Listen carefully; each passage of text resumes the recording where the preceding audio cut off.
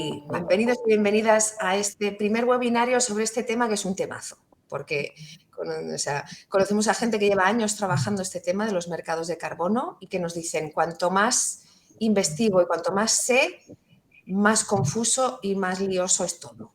O sea que realmente es un tema muy complejo y que lo que pretendemos hacer con este webinario es explicar las bases que todos y todas debemos conocer y ser conscientes de ello para empezar a comprender el tema. Vale, bienvenido David, desde Asturias, qué bien. Entonces, para eso hemos querido contar con un compañero y colaborador que es Orson de Azoya Projects y que a lo largo del último año, más o menos, llevamos en conversaciones con ellos y viendo qué oportunidades puede tener esto del mercado de carbono y si realmente a nosotros como entidad nos interesa o no meternos en este fregado y si nosotros como entidad podemos dar algún consejo a nuestro querido público, ¿no? Y a nuestros amigos y apoyos.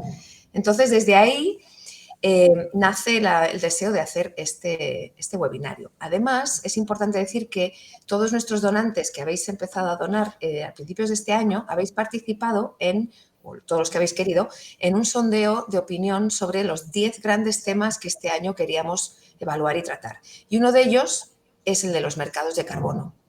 Y el 80% de la gente en ese sondeo estaba de acuerdo con nosotros, con el equipo de dirección, en que no debemos gastar enormes cantidades de tiempo, esfuerzo y recursos y talento en este tema. Que no se percibe como una solución que realmente pueda ser real para el sector. Sin embargo, el 75% de la gente sí que les interesaba el tema lo suficiente como para estar por lo menos informados de qué va esto, ¿no? Y de ahí nace este webinario. Hoy queremos hacer esa introducción a temas muy importantes de saber y Orson nos ha preparado una presentación que antes he visto así rápido y me parece magnífica porque vamos a poder situarnos todos con unos conceptos clave y a la vez es mucha información, así que la va a ir desgranando Orson. Si tenéis alguna pregunta sobre el momento de algo que no habéis entendido en el momento, por favor ponedlo en el chat. Estamos Ada y yo atentas para recoger esas preguntas que permitan aclarar en el momento algo que se ha dicho y que no se ha entendido bien, ¿vale? Si tenéis otras preguntas ya más, os invito a que las preguntas que no sean de comprensión inmediata las guardéis, os las apuntéis o como queráis. Si las queréis poner en el chat, podéis poner pregunta para luego, ¡pam! Y nos ponéis la pregunta si no quieres olvidarla, ¿vale? Y nosotras las iremos recogiendo también. La idea es que podamos entender todos los conceptos que vamos a presentar hoy y luego ya hacer esas preguntas ya de ir más allá, ¿no? En esa información. Fantástico. Muy bien. ¿Qué más decir? Pues que agradecer muchísimo a Orson que esté aquí con nosotros. Es un hombre muy ocupado y todos somos, ¿verdad? Entonces está guay que estemos dedicando este tiempo y queremos que sea muy útil. Sí, decir una cosa más. Que si al final os vamos a preguntar a ver si hay más temas que os apetece que tratemos en webinarios así. Es decir, que sigamos profundizando en este tema. Por ejemplo, un tema interesante puede ser cómo funciona este tema en los mercados de carbono en el tema forestal, que es como otro área que el agrícola, ¿no? Pues ahí hay gente que podría explicárnoslo. O también otro tema interesante puede ser decir, bueno, nos apetece crear un espacio donde las empresas más serias que están trabajando este tema puedan explicar su propuesta, ¿no? Y que les demos ese espacio también a esas empresas para que puedan explicarlo directamente, les podéis hacer preguntas directamente. En vez de uno en uno, pues ser todo un grupo haciéndoles esas preguntas. Esa es otra opción. Entonces, hoy es introductorio, básico y a la vez súper importante para entender todo y luego, si hay interés, podemos ofrecer y proponer más temas que tratar en futuros webinarios sobre esto. Y luego, si hay otros temas que también nos apetece tratar en otros webinarios, pues también, ¿vale? Muy bien. Así que con eso, Orson, me parece que no me queda nada más. José Luis Solano, bienvenido desde Aragón, ese pastor de ovejas que dice que las ovejas le pastorean a él. Bravo. Muy bien. Las personas podéis poner vuestro nombre o no. Esto se está grabando. Si estamos todos conformes al final, lo podremos compartir. Muy bien. Pues Orson, adelante, por favor. Bueno, perfecto. Nada, Ana, primero lo primero, gracias a vosotros y gracias también por haberos dejado enredar en las aventuras que tenemos por delante. Como sabéis, bueno, nosotros queremos hacer las cosas bien y si no, no merece la pena hacerlos. Así que gracias por este espacio. Bueno, a todo el mundo, bueno, mucho valiente hay por aquí conectándose a las 7:15 de la tarde a un webinar como este. Aviso, ya lo ha avisado Ana, es un tema complejo, pero bueno, vaya, que se avecina turra. Yo voy a intentar explicarlo de la manera más amena posible, ir yendo desde lo menos complejo a lo más complejo y nada, bueno, pues espero no aburriros mucho. Vale, bueno, ¿veis mi pantalla? ¿Se me escucha bien antes que todo? Perfecto. Vale, básicamente vamos a empezar hablando sobre qué son los mercados de carbono, algunas diferencias sobre el regulado, el voluntario, para luego ir a los tipos de créditos de carbono y luego aterrizar más sobre específicamente el carbon farming, que es como se conoce esta intersección entre mercados de carbono y el sector agroganadero, ¿no? Vale, bueno, vamos a ello. Básicamente, lo primero, ¿no? ¿Qué son los mercados de carbono? Bueno, pues tienen una lógica, sería algo así como el que contamina, ¿verdad? Que hay un pago por gestión de residuos, hay un pago por la depuración de las aguas, ¿no? Y hay gente que se dedica a ello.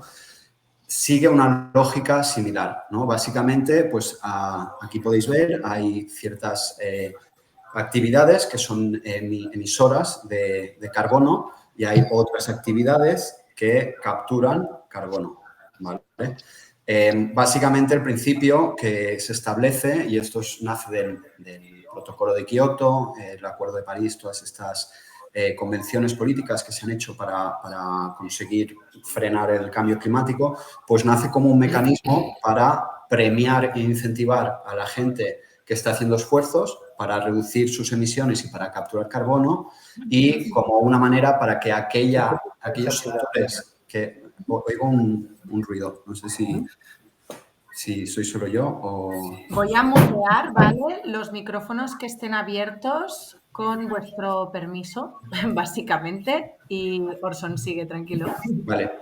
Bueno, pues básicamente es eso, ¿no? Hay alguien que está emitiendo carbono en algún lugar y hay otro alguien que lo está capturando, ¿vale? Entonces, pues básicamente es, oye, si igual que se paga a gente para hacer esta labor de depuración de las aguas o por gestionar los residuos, pues parece que en la atmósfera no se tenga en cuenta, pero es un poco la misma lógica, ¿no? Digamos, pues si hay alguien que está emitiendo, pues hay otra persona que está capturando, pues esa persona podría recibir dinero por estar gestionando esos residuos que otra actividad está emitiendo. Esto sería de manera muy, muy simple, pero es un poco esa la lógica, ¿no? Tú calculas cuántos estás emitiendo, hay otra persona que calcula cuánto estás reduciendo o capturando y entonces eso se transforma en lo que se conoce como un crédito de carbono, ¿vale? Y entonces pues hay esa transferencia de dinero a cambio de esa, vamos a decir, gestión de ese residuo en la atmósfera. Bueno, hay mercados regulados y mercados voluntarios, ¿vale? El nombre a veces lleva a no comprenderlo bien porque parece que cuando se habla de regulado y voluntario, parece que el voluntario no esté regulado, ¿no? Eso no es del todo así. El mercado regulado es el que establece, es uno de obligado cumplimiento y es solo para determinados sectores, ¿vale? El mercado regulado europeo es el más grande, es el que se conoce como European Trading Scheme, que son básicamente el comercio de derechos de emisión, ¿vale? Se llama regulado porque hay determinados sectores que obligatoriamente, o sea, están obligados a estar en este mercado. Sectores que emiten mucho, como pueden ser las petroleras, las cementeras, el sector ceramista, etcétera, ¿no? Hay sectores que son muy intensivos en las emisiones que generan y, por lo tanto, lo que hizo la Unión Europea y lo que se estableció en el protocolo de Kioto es que se establece una cota. Pues vamos a poner un ejemplo. Hay una cementera que su cuota de emisión máxima son 200 toneladas de carbono, ¿vale? Y cada año esa cuota se va reduciendo. Al año siguiente van a ser 190, al año siguiente van a ser 180. Es una manera de ejercer presión sobre estos sectores que son tan emisores, ¿no? Y entonces el mercado regulado lo que dice es todos estos sectores tienen que sí o sí estar en este mercado, tienen que cumplir con estos objetivos, estas cotas de emisión que se les establece y entonces ahí se establece el mercado para flexibilizar. Si hay una cementera que invierte mucho en reducir sus emisiones y tiene una cota de 200, pero la reduce a 150, digamos que está por 50 toneladas por debajo, ¿no? Si hay otra cementera que tiene la misma cuota de 200 y no ha invertido nada y está emitiendo 250, ¿vale? Esta cementera que se ha invertido puede venderle esas 50 de menos que tenía a la otra, ¿vale? Y es un mecanismo para flexibilizar esa adopción y para facilitar e incentivar que los que sí que están haciendo un esfuerzo puedan verse recompensados de alguna manera. Por la otra opción es que te multen, ¿vale? Este sería el mercado regulado. Luego están los mercados voluntarios. Los mercados voluntarios siguen la misma lógica, pero como el nombre indica, es voluntario participar o no. La gran mayoría de muchos sectores que se nos pueden ocurrir, desde el transporte, turismo, aviación, construcción, producción agrícola o ganadera, es lo que se conoce como sectores difusos, ¿vale? Los sectores difusos no están obligados a participar en este mercado voluntario, ¿vale? Sí participan las empresas, organizaciones que participan, y digo organizaciones porque también pueden participar municipios, también pueden participar fundaciones, ONGs, ¿vale?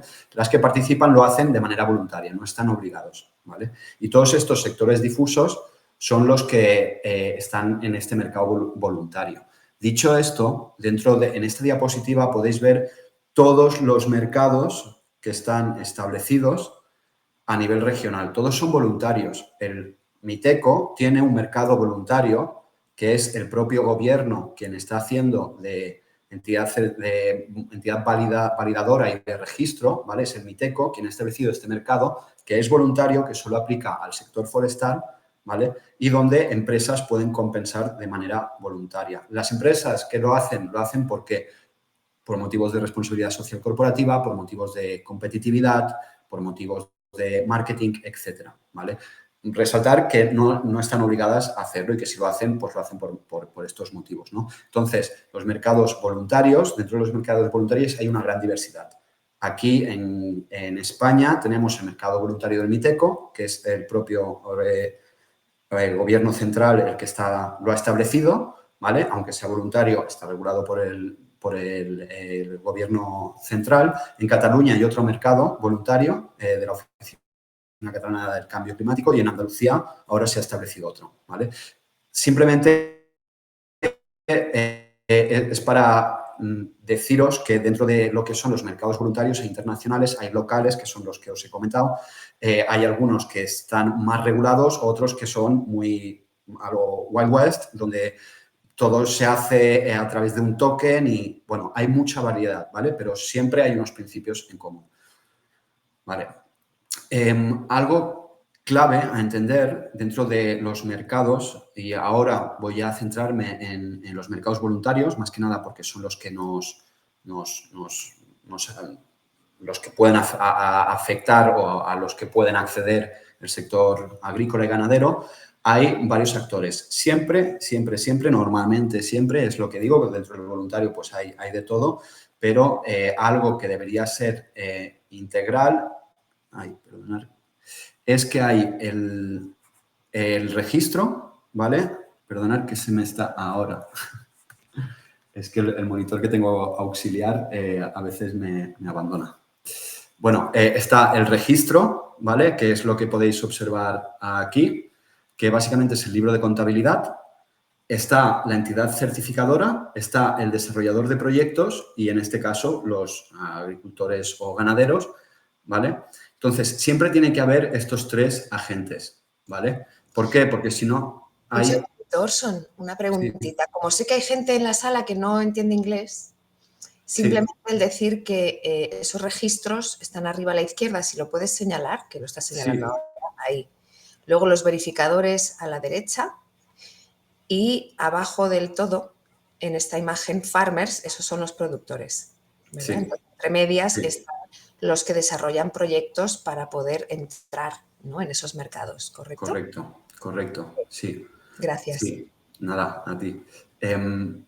Básicamente estas tres figuras tienen que soler estar tienen que estar y luego, pues, en este caso también tienen que estar separados los project developers de los agricultores, porque pensar que aquí, si no, habría un conflicto de intereses, ¿no? Al desarrollador del proyecto y al agricultor y o ganadero le interesa generar cuanto más créditos, mejor, ¿vale? Entonces, no puede ser que la misma persona que está desarrollando el proyecto y que está monitorizando sea la persona que lo está validando y verificando, y a la vez la persona que valida y verifica no puede actuar como un libro de contabilidad, ¿vale? El registro no es más que un libro de contabilidad. Es el que dice, se han generado, cómo funciona. Se desarrolla el proyecto, se hace toda una serie de documentos, estos documentos se mandan a la entidad certificadora lo valida y entonces la entidad certificadora se lo pasa al registro. Y cuando la entidad certificadora tiene el OK, el registro es el que dice, vale, en función de esto que me está pasando la entidad certificadora, se pueden emitir tantos créditos. Y entonces cada crédito tiene un número de registro. Cuando un crédito es vendido, ellos lo tachan. Eso es para que no se vendan dos veces el mismo crédito, que es una práctica que se ha hecho mucho, ¿vale? Entonces, bueno, existe ese conflicto de intereses. Este sería el esquema más fácil. Lo que pasa es que las cosas se pueden complicar mucho, ¿no? Aquí veis otro ejemplo de otro esquema donde están registros, pero aquí son múltiples registros. Hay varias entidades certificadoras. Esto sería como el desarrollador de proyectos. Aquí están los agricultores o ganaderos, pero como veis aquí también hay pues, laboratorios privados, hay un mecanismo para financiar que es como un mecanismo de preventa, están los brokers, son agentes que se dedican a comprar y a especular con esos créditos, están los compradores finales e incluso hay una cosa de insetting que no voy a entrar en esto. Simplemente lo que quería decir es que os fijéis que siempre hay el registro, la entidad certificadora y el desarrollador de proyectos, pero que depende de cómo está planteado el esquema, las cosas se pueden ir complicando bastante más, ¿vale? Bueno, hay una serie de principios que conviene que se entiendan, ¿vale? Hay muchos, pero yo voy a ir a los que son más importantes, ¿vale? El primero sería la monitorización. Monitorización hace referencia a cómo se está vigilando, cómo se monitoriza, ¿no?, esa captura de carbono o esas reducciones, ¿vale? Esto es muy importante porque para tú decir que has reducido tantas emisiones o que has capturado tanto, eso tiene que estar asociado a un mecanismo para medirlo, ¿no? Entonces, eso es muy importante porque eso va a determinar, ahora cuando avancemos, que vamos a hablar de los tipos de créditos que hay, ¿vale? Eso va a determinar varios aspectos, ¿no? Es importante saber que si tú estás diciendo que has capturado tanto, qué es lo que está soportando ese dato, ¿no? Eso sería lo referente a la monitorización. Es algo muy importante en cualquier proyecto de carbono. Luego está el tema de la adicionalidad, que esto es un temazo y es algo que está trayendo bastantes quebraderos de cabeza. Una pregunta, Orson, perdona, antes de que entres en Nada. eso, es súper importante. Preguntan en el chat a ver si esta presentación, lo que es la presentación, se podrá compartir. Sí, claro. O le pedimos a la gente que saque pantallazos de lo que le interesa. No. ¿Se puede compartir? Claro. Sí. Genial. Súper bien explicado ese esquema. Gracias, Orson, porque toda esa parte anterior es muy compleja y lo has explicado de maravilla. Así que ahora estamos con los principios, monitorización también, ¿no? Es poder medir, ¿no? Claro, medir y sobre todo, cómo lo mides, ¿no? cómo lo mides, ¿verdad? Claro. pensar algo en cualquier esquema de certificación, los que estáis acostumbrados a la certificación ecológica, ¿no? Por ejemplo, pues muchas veces no es solo las inspecciones, sino que te piden pues facturas o demostrar el dato, ¿no? Como demuéstrame que realmente esto que dices que estás haciendo, lo estás haciendo. Pues la monitorización al final es lo mismo, solo que aplicado a lo que se conoce como la huella de carbono, ¿no? Ese balance de emisiones, captura, cómo estás tú obteniendo este dato, ¿vale? Fantástico. Pues vamos con la adicionalidad, que es también un punto súper interesante. Sí. Quizá para explicar la adicionalidad y darle un poco el contexto que se merece y por qué esto existe, porque si no mucha gente no va a entender de dónde sale. La adicionalidad, por definición, es que cualquier proyecto que genere créditos de carbono tiene que estar generándolos porque están haciendo algo adicional. Es decir, nadie, en principio, va a poder generar créditos de carbono por seguir haciendo lo que ya estaba haciendo. Más que nada porque es un mecanismo que está pensado para incentivar el cambio, ¿vale? Si no hay cambio, no se puede generar, ¿vale? Eso es el principio básico. ¿De dónde sale? En el primer mercado, bueno, en el acuerdo de Kioto, protocolo de Kioto, se estableció unos objetivos por países, ¿vale? Cada país tenía, pues, se había históricamente calculado cuánto emitía y tenía unos objetivos que tenía que ir reduciendo pues, como antes con las empresas, pues con los países. Se dio la casuística de que Polonia, por aquel entonces, pues estaba teniendo una pérdida de su tejido industrial y había muchas y muchas fábricas que estaban cerrando, ¿no? Era relativamente cercano a la salida de la Unión Soviética, etcétera. ¿Qué pasa? Que a Polonia le habían dicho que tenía este tope, empezó a reducir muchísimo y empezó a vender un montón de derechos de emisión, ¿no? Porque decía, oye, me habéis puesto este tope, pero estoy reduciendo mucho más. Claro, ahí todas las entidades ecologistas dijeron, oye, Polonia está vendiendo mucho de lo que está reduciendo, pero no porque realmente tenga un esfuerzo y haya invertido en reducir, sino porque es que su tejido industrial se está yendo al garete y, por lo tanto, las emisiones también. Aquí es lo que se conoció como la venta de aire caliente, ¿vale? Y ahí es donde se dijo, ostras, es verdad, tenemos que asegurarnos de que todas las reducciones que se hacen o las capturas sean adicionales. Y ahí es donde se establece el principio de adicionalidad, ¿vale? Que una vez más, repito, es básicamente que para generar créditos se tienen que hacer cambios, ¿vale? Si no hay cambio, nadie va a poder generar créditos por seguir haciendo lo que ya estaba haciendo, ¿vale? Luego está el tema de la permanencia. Es un mercado que está pensado, ¿vale?, para compensar emisiones. Emisiones que la gran mayoría de veces vienen de los combustibles fósiles. Y aquí podríamos entrar en muchos debates que de hecho me gustan, ¿no? Pero la cosa es que cuando tú dices que has capturado algo, y esto aplica sobre todo a las capturas, no a las reducciones, tienes que asegurar que ese CO2, ese carbono que has capturado, va a permanecer capturado durante cierto tiempo, ¿no? ¿De qué sirve si alguien emite una tonelada de carbono, yo la capturo, pero al año siguiente la libero, ¿no? Realmente allí no estaríamos restando algo que se ha emitido, ¿no?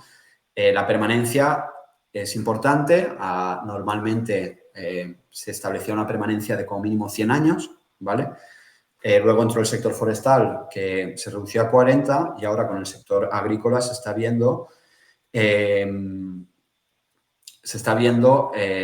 que esa permanencia no se puede asegurar de esta manera, ¿no? Pero bueno, es importante que entendamos que existe este concepto de permanencia, porque de la mano de la permanencia se derivan muchos otros. Y luego están los, para nosotros, mal llamados co-beneficios, ¿vale? Desde la Azoya Projects no pensamos que sea bueno hablar de co-beneficios, porque parece que el carbono sea el centro de todo, y todo lo que rodea los otros impactos positivos sean co-beneficios, ¿no? Nosotros tenemos la visión de que el carbono es un co-beneficio dentro de todos los beneficios, ¿no? Pero la visión que tiene el mercado de carbono es que todos los impactos positivos que hay alrededor de proyectos de carbono son co-beneficios, ¿vale? Pensar que esto es un mecanismo financiero y que sale de mentes mayormente financieras, donde el tema de lo cualitativo les cuesta mucho más que lo cuantitativo. Y el carbono entra muy bien porque se puede cuantificar 1 tonelada, 2, 3, 4. Con la biodiversidad, por ejemplo, no pasa lo mismo. No se puede cuantificar y es algo, o sea, sí hay índices y tal, pero es más cualitativo. Entonces, los cobeneficios, pues por ponernos un ejemplo, si tú pones una planta de producción de energía solar, ahí hay reducciones, ¿vale? Pero ¿qué otros cobeneficios asociados tiene? De hecho, puede que tenga incluso impactos negativos asociados, ¿no? Sobre cambios de uso del suelo, etcétera. En cambio, si tú haces un proyecto de reforestación o de mejora de la gestión forestal o un proyecto de implementación de agricultura regenerativa, pues los beneficios asociados a este proyecto son muchos, ¿no? Y creo que no hace falta que me detenga mucho en esto, porque creo que los que estamos aquí conocemos bien los beneficios del modelo regenerativo. Vale, dicho esto, ahora vamos a entrar en definir qué es un crédito de carbono, ¿vale? Ya lo hemos dicho, un crédito de carbono es 1 tonelada de CO2, ¿sí? 1 tonelada de CO2 es un crédito de carbono. Equivalente. ¿Qué significa equivalente? Hay muchos gases de efecto invernadero, ¿vale? Está el óxido nitroso, está el metano, etc. Los gases de efecto invernadero no tienen el mismo potencial de capturar el calor, ¿vale? Y entonces se estableció esta unidad que es toneladas de CO2 equivalente. El equivalente hace referencia a que, por ejemplo, 1 tonelada de metano emitida, que se emite pues con los rumiantes, ¿no? Sobre todo si están alimentados con cereal o con el cultivo del arroz, que también se emite metano, o, por ejemplo, las emisiones asociadas al óxido nitroso, que salen de los fertilizantes nitrogenados minerales, pues 1 tonelada de metano son equivalentes a 24 de CO2. ¿Vale? No me hagáis mucho caso, que a veces es 24, 23 y ahora mismo me bailan los números, pero en óxido nitroso, para que os hagáis una idea, cuando se evita emitir 1 tonelada de óxido nitroso son 236 toneladas de CO2, ¿vale? Entonces, un crédito de carbono es 1 tonelada de CO2 equivalente, ¿vale? Dicho esto, diremos, ¿no? Bueno, pues un crédito de carbono es 1 tonelada de CO2 equivalente, pero no. Hay muchos tipos de créditos de carbono y como veis, pues aquí están hablando de 170 tipos de créditos de carbono, ¿vale? ¿Qué es lo que define un crédito de carbono y el tipo? Bueno, aquí podéis ver que hay muchos sectores donde se pueden generar, ¿no? Desde agricultura, transporte, usos del suelo, energía renovable, temas asociados con eficiencia energética de las viviendas, la industria química, etcétera, ¿vale?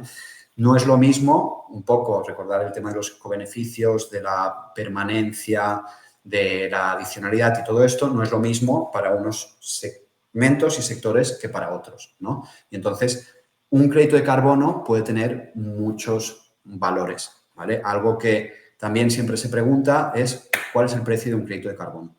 Para que os hagáis una idea, un crédito de carbono en el mercado voluntario, el rango de precios puede variar desde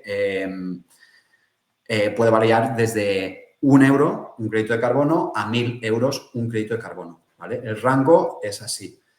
¿Qué es lo que lo define? Una vez más, cómo se está generando, cómo se monitoriza, cuál es el sector, cuáles son los cobeneficios, cómo se está asegurando la permanencia, la integridad del esquema de certificación, ¿no? Estamos hablando de que uno es el registro, la entidad certificadora y el desarrollador de proyectos, o que hay esta separación, ¿no? Hay muchos de estos aspectos que definen qué tipo de crédito de carbono es y, por lo tanto, definen el precio al que se puede vender, ¿no? Por poner los ejemplos de los dos extremos, pues el de 1 euro son créditos que se generan normalmente con megaproyectos de energías renovables, ¿no? Pues un megaparque solar en China, ¿no? Que pues se venden a 1 euro. Imaginaros, pues no hay muchos cobeneficios asociados, no es muy adicional, ya que el mercado energético ya no tiene muchas otras salidas, ¿no? Etcétera. Los de 1.000 euros, pues es el caso de una empresa que se dedica a hacer captura directa del carbono en el aire. Tienen unas grandes máquinas que filtran el aire y fijan ese carbono, ¿no? Como pues lo que tan buenamente hacen los árboles, pero ellos lo hacen un nivel tecnológico. El coste que hay de ese proceso es muy elevado. Ahora, ellos aseguran una permanencia muy buena, una monitorización muy exacta y, bueno, pues hay empresas que prefieren pagar esos 1.000 euros al euro, ¿no? Vale. Otra consideración que conviene tener en cuenta es la diferencia entre un crédito de reducción y un crédito de captura, ¿vale? Lo que se conoce como carbon reduction o carbon removal, ¿vale? En el caso, bueno, pues aquí podemos ver las fuentes de emisión que habrían, ¿no? En una granja, en una explotación, perdonad que tengo el inglés metido, en una explotación agroganadera y aquí lo que es soil carbon, litter y harvest de la madera serían los sumideros, ¿no? Sumideros es como compartimentos donde el carbono se acumula, ¿no? Y estos serían las fuentes de emisión. Bueno, en este caso, como podéis ver, todo lo que está aquí señalado, ¿no? El metano, el óxido nitroso, el CO2 de la combustión, incluso de arar el suelo, también se libera CO2. Todo esto sería considerado un carbon reduction, ¿vale? ¿Qué significa un carbon reduction? Tú, para hacer un carbon reduction, lo que dices es, oye, normalmente estaba emitiendo voy a cambiar ciertas cosas y voy a dejar de emitir eso que antes estaba emitiendo, ¿vale? Eso es una reducción. Es decir, si yo siguiera igual haciendo lo mismo, seguiría emitiendo unas toneladas de carbono equivalente, pero si hago estos cambios voy a dejar de emitirlo, ¿vale? Eso es una reducción, ¿vale? Porque básicamente lo que se está comparando es un business as usual, lo que tú estabas haciendo antes, con esas prácticas que implementan y que permiten reducir, ¿vale? Otra cosa muy diferente es los carbon removal. Un carbon removal, ¿qué es? Oye, esta emisión ya está en la atmósfera y yo estoy haciendo algo para capturar, ¿no?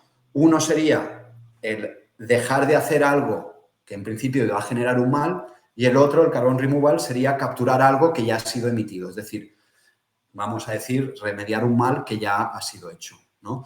Esto es importante porque estamos en un momento en el que el mercado de carbono está cambiando mucho, han surgido varios escándalos y Europa está viendo con muchos mejores ojos los carbon removals, es decir, que se capture algo que ya se ha emitido que no las reducciones. Porque las reducciones en principio es algo en el que van a apretar a todo el mundo para que lo hagan, ¿vale? Bueno, no sé, aquí se acabaría la parte más generalista de los mercados de carbono. No sé si hay alguna pregunta o algo así, si no voy a avanzar más con el carbon farming de manera específica. Pues mira, sí que hay un comentario interesante en el chat de una ganadera que dice que es una pena que no se premia a los que ya lo hacían bien antes. Habremos de volver a hacerlo mal para que se nos valore la mejora. Pues Ana, has dado en el clavo porque esa es una de las, ¿no? Una de las Sí. Cosas negativas de esto y que también pues puede tener solución, ¿no, Orson? Sí, bueno, es eso como anillo al dedo, porque de hecho es una de las cosas que desde hace ya hemos dicho que vamos a cambiarlo, sí o sí, ¿no? Y decir que hay mecanismos para asegurar que tú no te has cargado lo que ya habías hecho bien para poder acceder a este mercado. Es decir, eso que mucha gente que ya está implementando agricultura regenerativa que dice, oye, yo voy a arar y a destrozarlo todo para tener algo muy degradado y que me premien por restaurarlo, pues parece que no va a poder ser porque ya se establecen mecanismos en el mercado para que eso no pueda ser así, ¿vale? Entonces, sí, es una pena, desde luego, pero bueno, aquí estamos para cambiar ciertas cosas. Un poco el tema del sector agrícola, deciros que es un mercado nuevo, emergente, donde más tiempo se lleva haciendo carbon farming, que es en Australia, y llevarán unos 15 años, es decir, es poco tiempo, y a nivel europeo es ahora cuando se están estableciendo las bases, ¿vale? Es decir, siempre que se incluye un nuevo sector, hay como un periodo de adaptación y la inercia normal es que el sector se adapte al mercado de carbono, cuando en realidad debería ser al contrario, ¿no? Y al final se acaba haciendo. Bueno, dicho esto, pequeño disclaimer que siempre me gusta hacer. Podríamos estar de acuerdo o no en que el problema es más sistémico, en que se debe cambiar el modelo de producción, que se debe cambiar el sistema financiero. Y seguramente yo personalmente estaría muy de acuerdo con todas estas premisas, ¿no? Simplemente decir que esto es una herramienta, el mercado de emisiones, una herramienta en un contexto capitalista, es decir, una herramienta capitalista con los mercados actuales. Una herramienta que evidentemente, al menos desde Azoya, pensamos que puede ser utilizada para hacer las cosas bien y ayudar a esa transición y que no sea un elemento de greenwashing, pero todo lo que tiene el potencial para hacer bien, pues también lo tiene para hacer el mal. Entonces, un poco el disclaimer era decir eso, me voy a centrar en el carbon farming, en lo que es la herramienta. Encantado de responder a preguntas más filosóficas y de entrar en estos fregados, pero bueno, simplemente dejar eso, ¿no? Que, claro, que es una herramienta dentro del sistema en el que estamos. Vale, bueno, carbon farming, ya habéis visto. Eso que dices, Orson, que es una herramienta que ya está en marcha, ¿no? Y que lleva muchos años planificándose, más de 20 años, y está ahí. Entonces, nuestro objetivo con esta conversación y con el trabajo que hacen desde Azoya Projects, por ejemplo, pues es justamente el ver si esa herramienta que ya existe puede ser útil para este sector regenerativo que es el que nos importa, ¿no? Sí. Entonces es importante comprenderla bien para poder saber si es útil, ¿no? Sí. Y se va a premiar por hacer ciertas acciones que estáis haciendo, pues que podáis beneficiaros de ello. Y a la vez que tampoco se nos engañe, ¿no? Que no nos metamos en camisa de 11 varas y estemos firmando contratos sin saber muy bien lo que estamos firmando y este tipo de cosas, ¿no? Entonces, por eso también esta primera conversación y esperemos que, bueno, si hay más, pues que podamos profundizar más en ello también. Sí. Y de hecho, Ana, o sea, añado que es algo que sí o sí se va a hacer y que pues todas las grandes agroquímicas están llenándose la boca con el concepto de agricultura regenerativa y están estableciendo sus propios mercados de carbono. Entonces, bueno, pasar va a pasar, ¿no? Conseguir que esto sea una herramienta que ayude realmente a incentivar un cambio en la dirección regenerativa o no, pues dependerá de si se consigue o no, pero que se va a hacer, ¿no? Vale, bueno, básicamente ya os he enseñado esta foto, ¿no? Donde pues, el sector agroganadero es responsable del 24% de las emisiones de gases de efecto invernadero a nivel mundial, ¿no? Y aquí pues podéis ver un poco todas las fuentes de emisión que hay y las posibles capturas. El carbon farming es un concepto que se aplica también al sector forestal y a, por ejemplo, la restauración de turberas, ¿vale? Pero básicamente lo que viene a decir es carbon farming, pues cultivar carbono, ¿no? Conseguir empezar a esa tendencia y esta actividad con este modelo productivo que ahora es una fuente de emisiones, conseguir que sea al contrario y tiene ese potencial el sector agrícola y ganadero, ¿no? De pasar de ser una fuente de emisiones a pasar a ser un sumidero natural, ¿no? Esto es básicamente lo que es el carbon farming.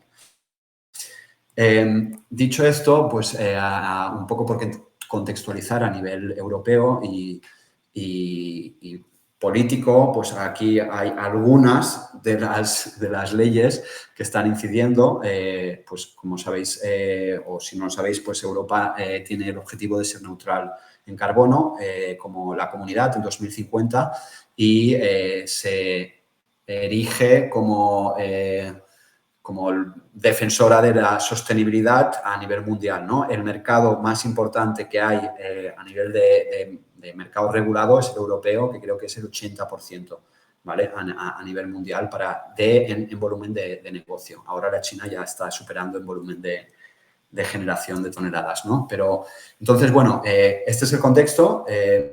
Hay muchas leyes que están incidiendo sobre el sistema de producción primario, ¿no? Una vez más, pues también me gustaría discutir si realmente esas leyes se han hecho de abajo arriba o de arriba abajo, si se ha hecho de manera correcta o no, pero este es el contexto, ¿no? Hay muchas leyes que están presionando al tejido productivo, agroganadero, para cambiar su modelo hacia modelos más sostenibles. Concretamente, con el tema del carbon farming, que en noviembre de 2021 Europa y la Comisión Europea saca un comunicado donde establece que para llegar a la neutralidad de emisiones en 2050 es muy consciente de que no lo va a poder hacer solo reduciendo. Más que nada, entender, y esto es algo que también me gusta enfatizar, porque hay muchas veces que la gente dice, sí, hombre, esto es una licencia para que las empresas no cambien, sigan emitiendo como quieran y nosotros les lavamos la cara, ¿no?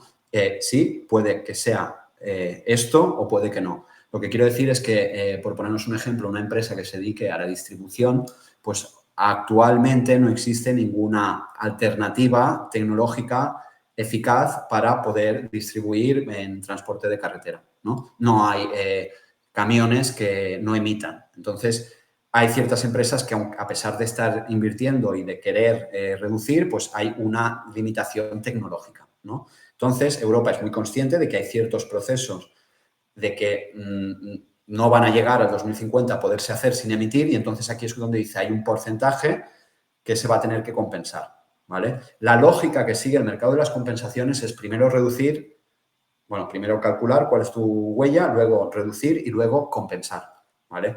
Lo malo es que hay muchas empresas que calculan y compensan y lo de reducir, pues lo pasan, ¿no? Es como lo de reducir, reciclar y reutilizar, bueno, pues eso tiene una lógica. En cualquier caso, que me enrollo. El carbon farming, ostras, vamos bien de tiempo, ¿no? Porque aún falta un trozo. Bueno, Vale, acelero. vamos, Ada. Vale. Bueno, en cualquier caso, Europa establece el carbon farming como una de las principales estrategias para llegar a la neutralidad de emisiones, ¿vale? Y está ahora desarrollando un esquema propio para Europa. Algo que es importante dentro de lo que se conoce como sistemas MRV, de monitorización, reporte y verificación, es específicamente para el tema del carbon farming, es que aquellos sistemas que son muy escalables, es decir, que no cuestan mucho dinero, son poco precisos y aquellos que son muy precisos cuestan dinero, ¿vale? Entonces hay este problema, vamos a decir, ¿vale? Por poneros un ejemplo, pues hay los sistemas muy escalables, como es teledetección, pues hay compañías que se dedican a decirte cuál es el carbono que has capturado debajo del suelo a través de imágenes satelitales, ¿no? Con algoritmos, con espectrofotometría, con muchas cosas. Hay otras que utilizan drones. Hay otras que incluso hay unos que le hacen como un TAC a la Tierra, que bombardean neutrones como si le hicieran una radiografía y entonces te lo dicen. Todo esto son sistemas de teledetección indirectos, ¿no? Y son muy baratos, pero poco precisos, ¿vale? Otra manera de calcular es a través de modelos. Oye, tú me dices qué es lo que estás haciendo y yo he generado un modelo matemático que me va a calcular cuál va a ser la captura.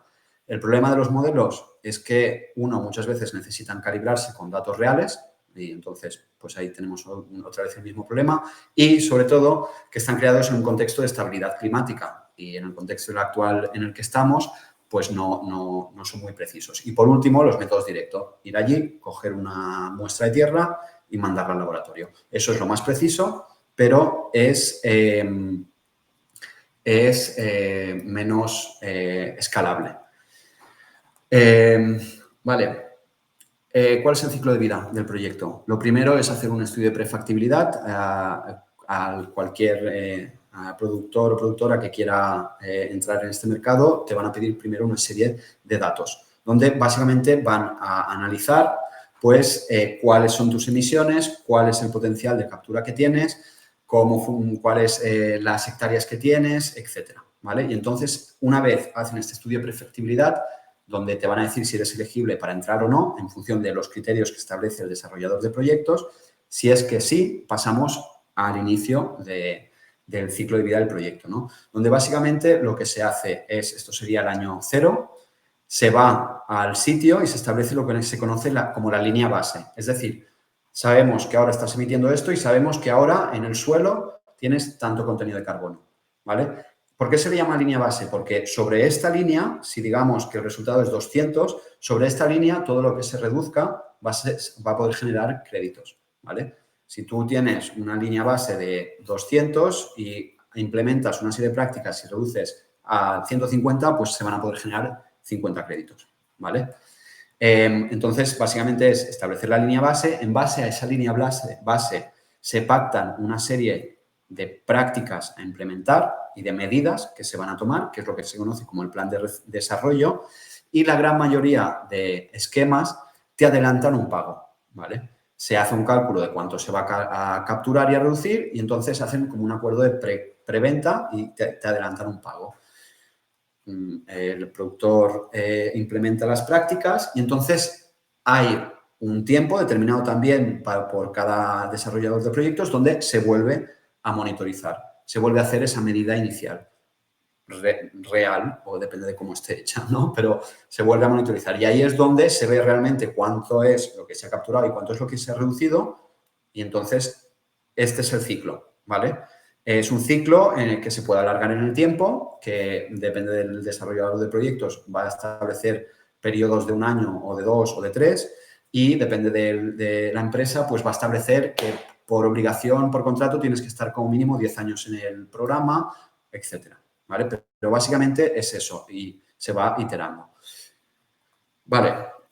Bueno, las virtudes un poco, o lo que nosotros pensamos que puede ser ¿por qué pensamos que puede ser una buena herramienta? Siempre y cuando pues, se hagan las cosas bien, es porque o bien, depende de si aceleras mucho y pasas de convencional a full regenerativo, pues va a haber una bajada en la producción, ¿no? El peaje productivo y entonces pues es necesario financiar esa transición o si lo haces de manera más progresiva, pues seguramente podrías hacerlo más rápido si tuvieras más ingresos, ¿no? Entonces, bueno, nos parece que es una buena herramienta para financiar la transición. Desde luego, no la puede financiar entera, o sea, nadie se va a hacer rico con los créditos de carbono, pero sí que es un más a más, ¿no? También pensamos que es una buena herramienta para poder tener datos específicos de tu explotación y entender cómo funciona la implementación de determinadas prácticas en tu explotación. Y luego también pensamos que es una buena herramienta para empujar a crear nuevas barreras regulatorias. Bueno, beneficios, perdonad que me acelere, pero es que me he entretenido mucho en la primera parte. Beneficios, evidentemente, es una nueva fuente de ingresos para los y las productores.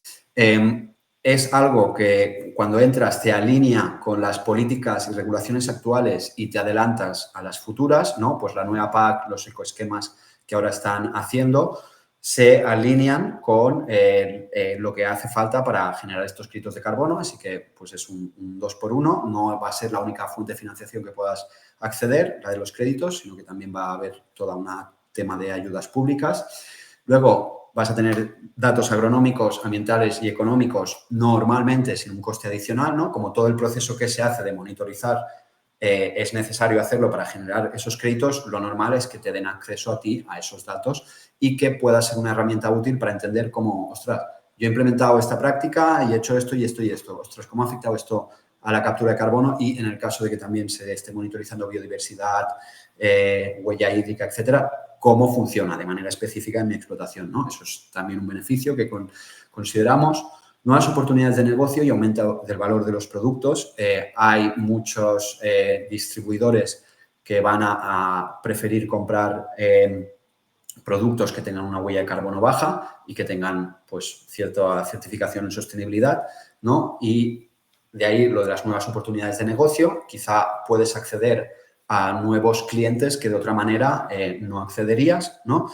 Y aumento del valor de los productos. Bueno, pues eso no hace falta que lo explique mucho, ¿no? Si se produce de una manera más sostenible y se tiene la capacidad de comunicarlo, pues aumenta el valor de cara al consumidor. Mejora reputacional y aumento de la visibilidad de los productores. Pensad que los créditos que se están vendiendo normalmente tienen nombre y apellidos y a las empresas que los compran les gusta comprarlos precisamente porque pueden decir que están ayudando a hacer la transición a esta persona o a esta región. ¿Eso qué hace? Que, bueno, pues depende del tema de la privacidad, pero la gran mayoría de gente con la que lo hablo lo ven como algo bueno y es que tienen altavoces, tienen a gente, otras empresas que están hablando y que están diciendo todo lo bueno que se está haciendo en estas explotaciones, por lo tanto hay más visibilidad, ¿no? de lo que se está haciendo. Normalmente, una vez más, estas empresas que se dedican a la generación de créditos de carbono suelen hacer una labor de creación de ecosistema y suelen facilitar acceso a asesoramiento y facilitarte herramientas para la gestión. Muchas vienen de softwares de gestión agrícola que han visto que podían entrar en esto, ¿no? Formar parte de una comunidad. También, normalmente, las empresas que se dedican a esto, pues, facilitan esa comunicación entre la gente que está dentro del programa. Y, bueno, pues, si realmente sirve para ayudar a hacer la transición hacia un modelo regenerativo, pues, todos los beneficios asociados al modelo regenerativo, ¿no? Si realmente esto es una herramienta que puede ayudar a la transición, pues todos esos beneficios que se consiguen con la transición, pues también. Bueno, ahora vamos a entrar en los posibles riesgos, que no son pocos. Os he hablado antes de la adicionalidad, ¿no? Bien, ¿qué es lo que se está viendo? La gran mayoría de esquemas que se están presentando castigan a los pioneros. Es decir, esa gente que ha sido la punta de lanza, que ha arriesgado, que ha invertido y que está generando el cuerpo de conocimiento para que los otros puedan ir detrás, se les castiga. Y se les dice que, como ellos ya están en un sistema regenerativo, no es adicional. Por lo tanto, como tú ya lo estás haciendo bien, no puedes entrar. Y eso es un agravio comparativo muy grande, ¿no? Porque si la idea es incentivar, estamos en lo mismo de siempre. Se premia a los que lo están haciendo mal por hacerlo bien y a los que lo han hecho bien se les castiga, ¿no? Entonces, eso es algo que se tiene que ver. Si os acercáis a una empresa que se dedique a esto, preguntar bien hasta cómo establecen esa adicionalidad, ¿no? Luego, algo que también es importante es si la adicionalidad es regional o es a nivel de explotación. Hay esquemas que dicen, mira, pues en Andalucía el porcentaje de adopción de la siembra directa está por encima del 20%, por lo tanto, esa práctica ya no cuenta, porque ya no es adicional. Ya ha pasado el umbral en el que hay un porcentaje que se ha superado. Por lo tanto, ya no es adicional, ya no entra, ¿no? Eso sería la adicionalidad a nivel regional. Si es a nivel de explotación, con lo que te comparas es con tu propia explotación, ¿no? ¿Cuáles son las emisiones que tengo? Y a partir de ahí, cualquier cosa que haga es adicional o no, ¿vale? Entonces, eso también es importante que os fijéis. ¿Cómo se establece la adicionalidad?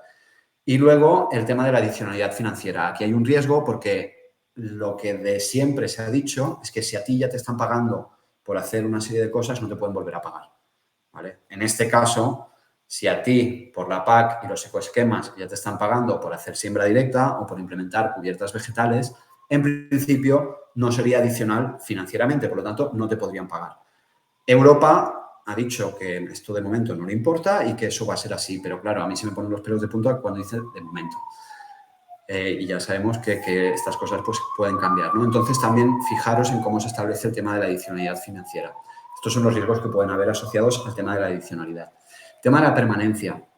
¿Cómo se asegura la permanencia? Bueno, hay herramientas, no me puedo extender mucho, pero sí que deciros que está siempre lo que es el buffer de no permanencia, ¿vale? El buffer de no permanencia que es, oye, tú has capturado y en principio ese carbono tiene que permanecer. Pero ¿qué pasa? Si pasa algo, pues por mala praxis o porque hay un incendio y la administración dice salir a labrar los campos porque tenéis que actuar como cortadores. Si hay algo que está...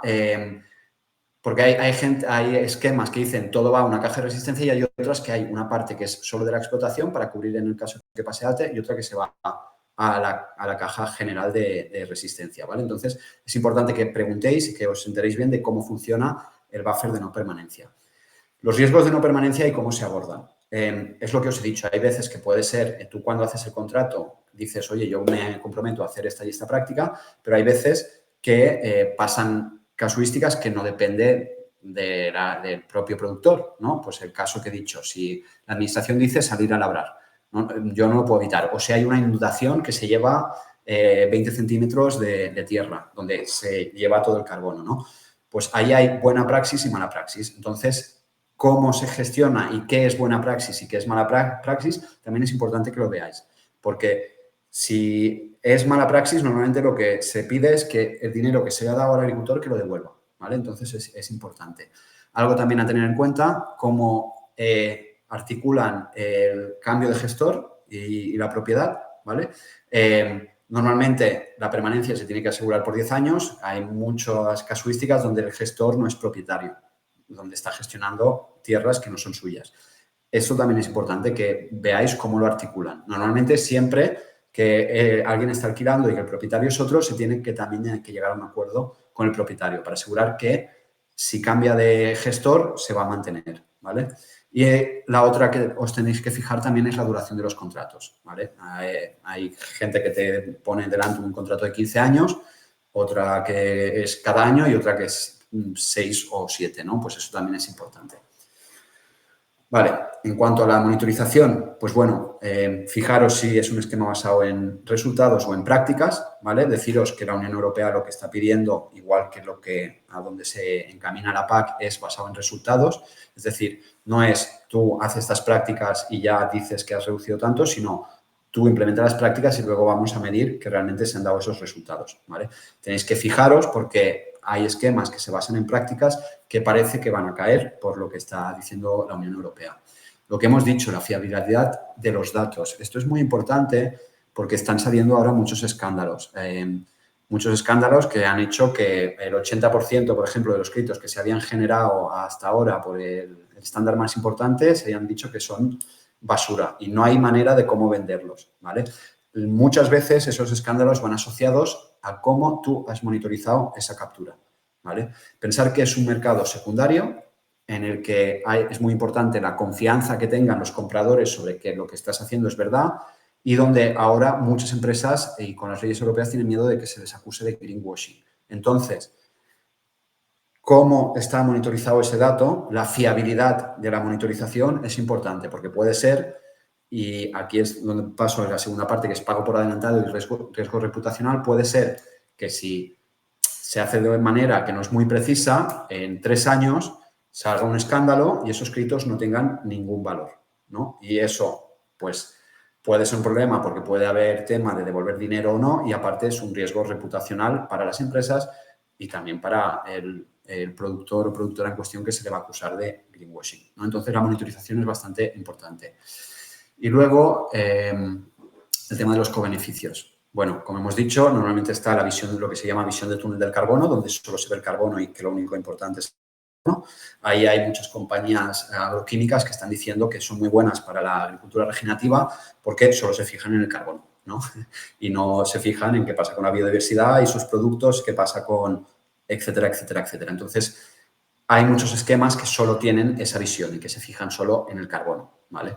Hay esquemas que no, que también incluyen métricas sobre biodiversidad, agua y otros indicadores, pero se tiene que ir con cuidado porque muchas veces se simplifica algo que es muy complejo, ¿no? Hay muchas empresas que hablan de que miden la biodiversidad, pero cuando tú ves cómo se está midiendo, simplemente se asume que la implementación de una práctica va a mejorar en este porcentaje, igual en Francia que en tal. Entonces, ojo también con esos cobeneficios, cómo se están monitorizando. Y luego, por último, también hay muchas empresas que equivalen la agricultura de precisión o la agricultura de conservación de suelos a la agricultura regenerativa, ¿vale? Y que hablan de que son un programa que están ayudando a hacer la transformación hacia un modelo regenerativo, pero luego tú ves que hay muchas prácticas que crean créditos de carbono que no están en un modelo regenerativo y que aún así se les está poniendo este nombre, ¿no? Entonces, también tenéis que mirar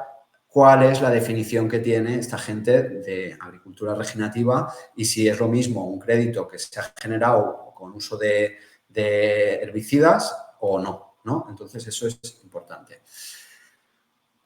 Venga, otros aspectos. Aspectos asociados al contrato. Bueno, fijaros en cuáles son los tiempos que tenéis para avisar de cambios, ¿vale? Si hay un cambio de propiedad, si hay un cambio de prácticas, si es un cambio de prácticas porque dices, oye, mira, yo es que he dicho que voy a hacer tanto, pero es que se me está yendo al garete la producción y yo no vivo de esto, ¿no? Hay plazos establecidos que suelen ser bastante a favor de la empresa que está haciendo el desarrollo de proyectos. Entonces, fijaros bien en los plazos que hay para avisar de cambios. Fijaros bien lo que he comentado antes, si se incumple el compromiso de permanencia, cuáles son las causas de ese incumplimiento y cuáles son las consecuencias, ¿vale? Hay gente que te dice que te hace devolver el dinero. Hay gente que te dice que, pues, no, tienes que hacerlo y que encima lo que vayas a generar, fijaros, qué es lo que se entiende por incumplimiento de la permanencia, por mala praxis, y cómo se aborda eso, ¿vale? Eso es importante que os fijéis también. Y luego, a nivel de política de protección de datos, bueno, pues como todo es importante, pero tener en cuenta que al final lo que se está haciendo con este mercado es monetizar datos positivos. Entonces, normalmente, pues que sepáis que suele ir asociado a una exposición. Ahí. Luego, el tema de la propiedad de los créditos y la comercialización. Hay esquemas donde el propietario es el productor o la productora y hay otras que tú cedes esa propiedad, ¿vale? Hay usuarios, vamos a decir, que les interesará, oye, no, yo quiero tener mis créditos y yo los vendo cuando yo quiera y al precio que yo quiera, yo me busco me busco las castañas, y hay otros esquemas donde esa comercialización y la propiedad la cedes, ¿vale? Entonces, también, eso va de la mano de quién establece el precio y cómo se establece, ¿vale? Entonces, también es algo que os tendríais que fijar. Luego, algo que a mí personalmente me incomoda mucho, ¿no? Y que estamos ya pensando en cómo se puede hacer, es que hay intereses contrapuestos. Es decir, esto es una cuestión de escala. Si tú vas a poder generar un crédito de carbono por hectárea y estás gestionando 20 hectáreas y vas a recibir por cada crédito 20 euros, pues echar las cuentas. No es algo que no te va a cambiar mucho, ¿no? Por todo el trabajo que puede tener asociado y los compromisos a los que llegas. En cambio, si tienes 3.000 hectáreas, pues oye, ahí las cosas cambian, ¿no? Entonces, digamos que esto es algo que vemos, es un problema que se tiene que solucionar porque, una vez más, y como siempre, es un sistema que premia más a los grandes latifundios que a los pequeños productores. Y una vez más, y como siempre, es un sistema que está llevando al acaparamiento de tierras, que entren fondos de inversión muy grandes que compran muchas tierras y que entonces, de hecho, es algo que en Australia pasó. Grandes fondos que compraban muchas tierras y que eran productivas y que eliminaban la actividad productiva y no hacían nada, porque mira, pues ya se da una captura de carbono por el propio proceso de no estar extrayendo y ya está, ¿no? Entonces, hay intereses que, bueno, que eso se tiene que armonizar. Entonces, bueno, sin más, esto no es algo sobre lo que se pueda hacer mucho ahora, pero que sepáis que existe esto. Y luego, fijaros también en si el esquema tiene un enfoque global o un enfoque regional, ¿vale? Nosotros, o sea, no es lo mismo las necesidades que tienen las regiones mediterráneas y no es lo mismo en España ni es lo mismo en Cataluña que en Andalucía, ¿no? Hay muchas cosas, la estructura de tierras, etcétera. Entonces, fijaros también si la compañía está teniendo un enfoque más regional y sobre el sitio o si son grandes compañías que vienen. Vale. Y nada, un poco era la integridad del esquema, es lo que os he dicho antes. Tienen que haber esa división de actores. Bien, ya está. Orson, muchísimas gracias, de verdad, que nos has explicado esto magníficamente bien. Así que tenemos, mira, varias palabras pedidas y algunas preguntas ya hechas. Así que si te parece, Orson, te lanzamos preguntas, ¿vale? Sí. Mira, aquí hay una pregunta de Carmen Perona que dice, ¿esa teledetección o los modelos miden o estiman el CO2 capturado? Claro. O sea, como es teledetección, estiman, ¿no? No se puede hablar de medida realmente si no hay una medida real. Es decir, si tú no coges tierra, lo calculas, pues, a ver, todo serían estimaciones, en realidad, porque al final, si tú coges una muestra, quizá la coges 30 metros más allá y no es uniforme. Pero serían estimaciones, Carmen, sí. Estamos hablando de modelos que básicamente, pues los modelos matemáticos calculan cuánta materia orgánica estás poniendo, condiciones climáticas y cómo se degrada las distintas fracciones de la materia orgánica y te dan un resultado. En satélites, pues estiman normalmente el NDVI, que es como un índice, ¿vale? El NDVI, estiman distintos partes del espectro luminoso, ¿no? el infrarrojo, suelen hacer, y entonces a partir de todas estas cosas, cruzándolo también con datos agronómicos y tal cual, históricos, pues te estiman, son estimaciones, sí. Creo que ahí es importante añadir que, por ejemplo, hace poco Neiker, que es una entidad de investigación agroganadera del País Vasco muy reputada y que es la que lleva estudiando la comparativa entre metodologías regenerativas, concretamente el pastoreo dirigido y el pastoreo libre, desde hace 10 años, o sea que es el estudio más largo que se ha hecho en España de momento, y ellos como equipo científico digamos, están de acuerdo por consenso, todo su equipo, en decir que esas mediciones por satélite no reflejan la realidad. Entonces, que realmente los programas que vayan con ese tipo de mediciones solo satelitales, pues no estarían realmente, no serían tan interesantes, ¿no? Como un modelo que, como explicaba antes Orson, ya hace unas mediciones concretas en campo. Lo que pasa es que esas mediciones concretas tienen un coste mayor. Sí. Modelos satelitales son mucho más económicos. Sí. Entonces, también es algo que la gente va a tener que entender.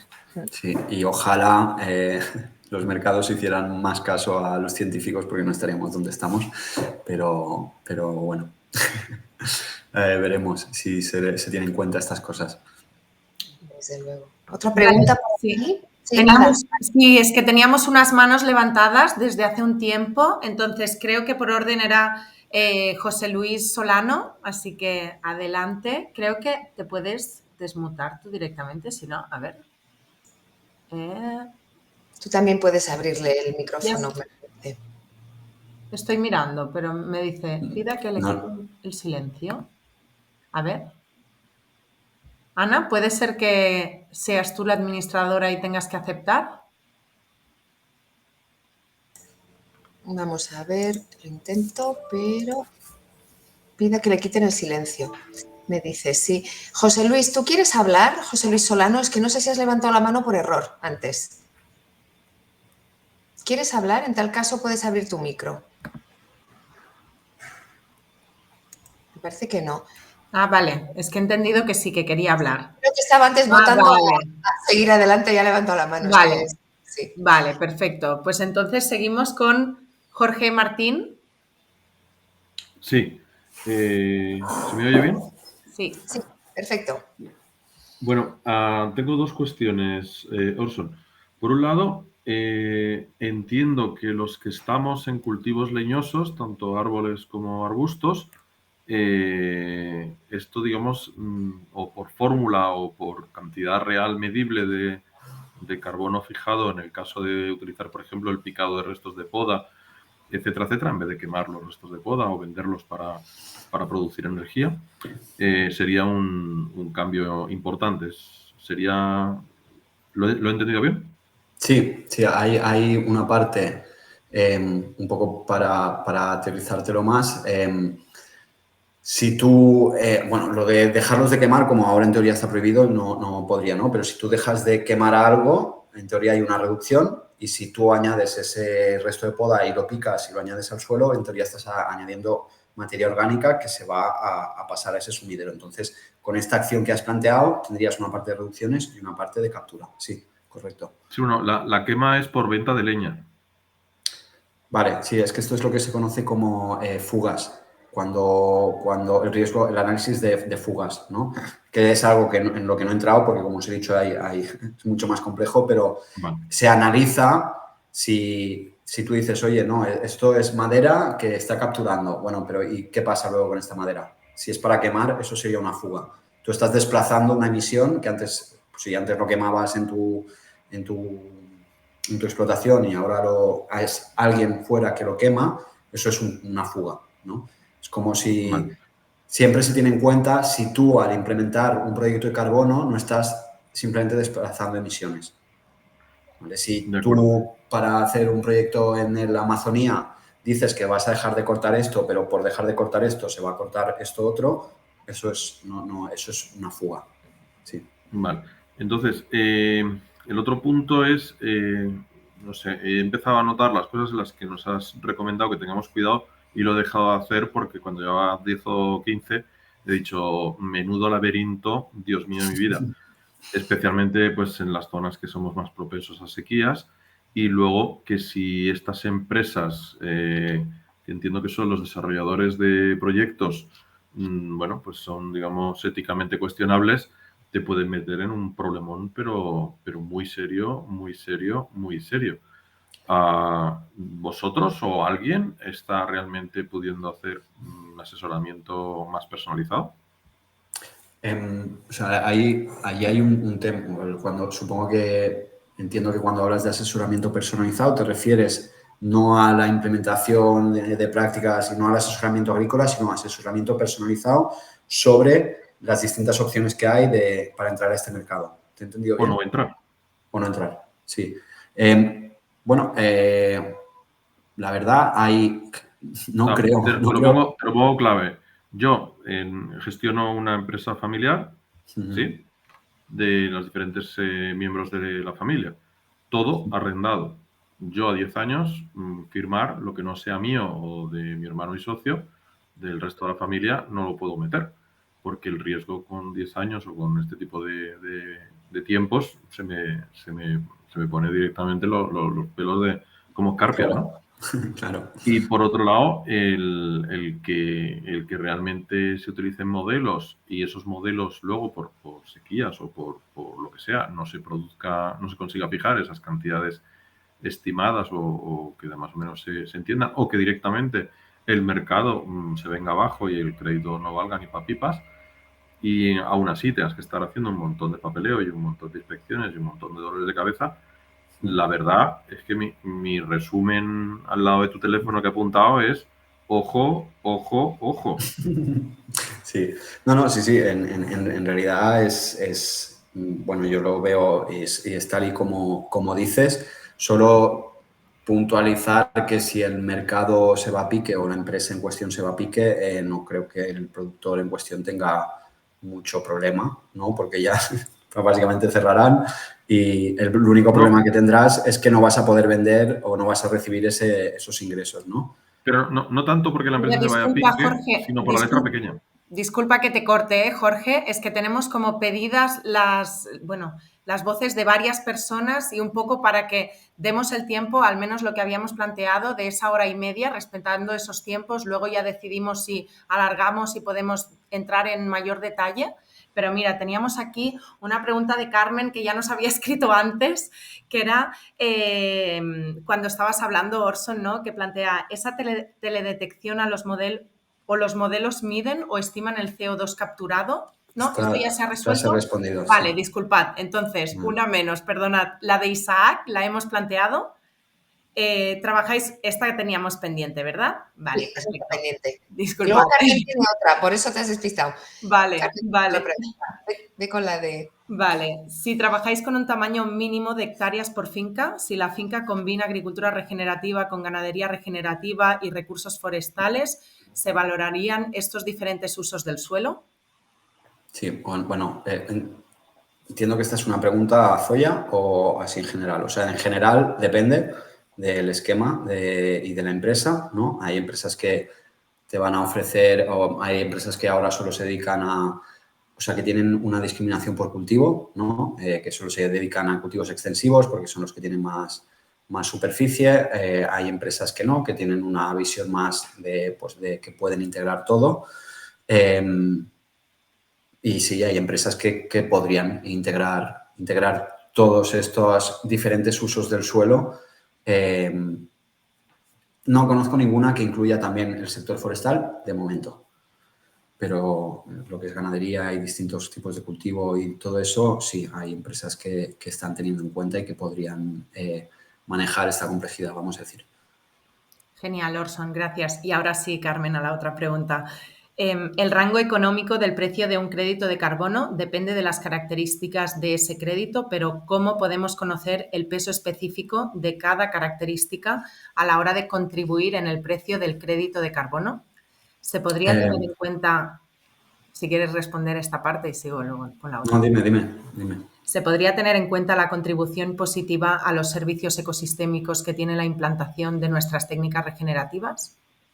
Sí, respondiendo, empezando por la última pregunta, sí, eso es lo que se conoce como cobeneficios, ¿no? Los mal llamados cobeneficios, y se valora más precisamente porque tiene más valor comunicativo y porque También puede servir para los reportes de estados no financieros, que es algo a lo que están obligados las grandes empresas si tú les das métricas y medidas sobre biodiversidad, agua, indicadores socioeconómicos, etc. Entonces, empezando por la última pregunta, si es algo que aumenta el precio o puede aumentar el precio de un crédito, ¿no? La mejora de esos otros impactos positivos asociados, que son los cobeneficios. En cuanto a qué determina y cuál es el peso que determina cada uno de los aspectos, Carmen, si lo encuentras, compártemelo, por favor, porque eso es... hay agencias de red, o sea, ya están saliendo a agencias de rankings, ¿no? Como en el tema de la inversión y de las inversiones verdes, que están haciendo ranking y analizan la calidad de los créditos.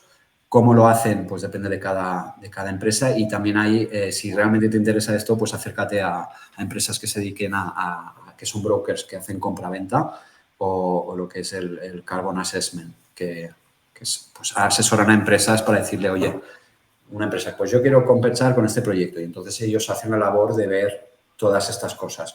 Si existe una matriz con pesos ponderados y todo eso, lo desconozco y si la encuentras, por favor, compártemela. Parece que se ha quedado contenta con la respuesta, Carmen. Bueno, a ver, teníamos por aquí a Uriol, que había levantado la mano, pero ahora veo que la tiene bajada. ¿Ha quedado resuelta tu duda o ha sido por error?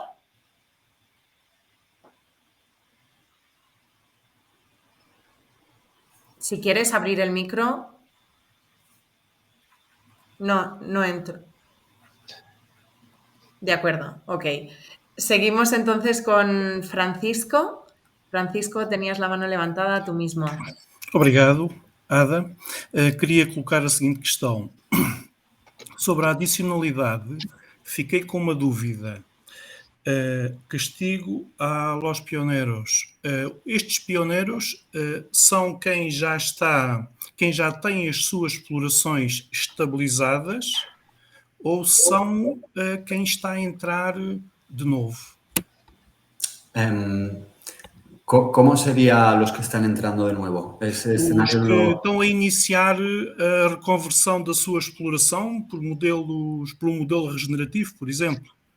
Los pioneros son aquella gente que ya lleva un tiempo en un modelo regenerativo, ¿no?